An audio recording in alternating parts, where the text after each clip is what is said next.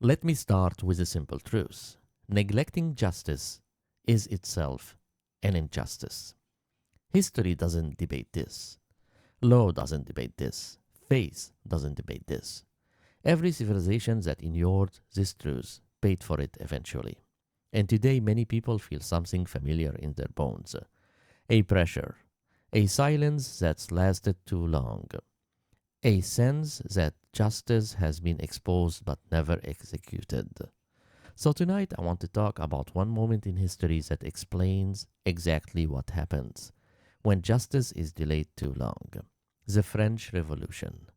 Not as romance, not as ideology, but as a warning. Before the French Revolution, France wasn't ignorant. People knew. They knew that aristocracy lived above the law. They knew clergy and noble paid no taxes. They knew courts protected power instead of truth. They knew children were starving while elite feasted. This is important. The revolution did not start because people lacked information. It started because information had no consequences. Exposure without accountability doesn't calm societies. It radicalizes them. And this is the mistake every collapsing system makes. They believe time will numb outrage. It doesn't. Time converts outrage into certainty. Revolutions don't begin in the streets. They begin when courts stop being believed. In pre 1789 France, trials were theater. Justice was selective. Law served the crown, not the people. So when bread price rose, when children died, when suffering became unbearable, people stopped asking, will justice come? And start asking, who is protecting injustice? That's the moment history tilts. Because once law loses legitimacy, law is replaced, not with fairness, with force. Here's a fact many people miss. The Bastille wasn't stormed because it was full of prisoners. It was stormed because it symbolized untouchable power. It represented arbitrary detention, elite immunity, justice without transparency. When symbols of injustice stand too long, they became targets. And this is the pattern.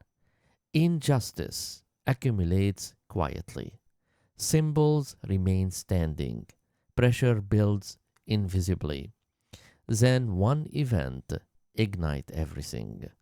The French Revolution didn't start because people loved violence. It started because every peaceful mechanism failed. Now here's the part people romanticize and shouldn't. Once justice collapsed completely, restraint collapsed with it. What followed was suspicion replacing evidence, collective guilt replacing individual guilt, fear replacing law, executions replacing trials. The reign of terror wasn't justice, it was justice unmoored from law. History is clear on this.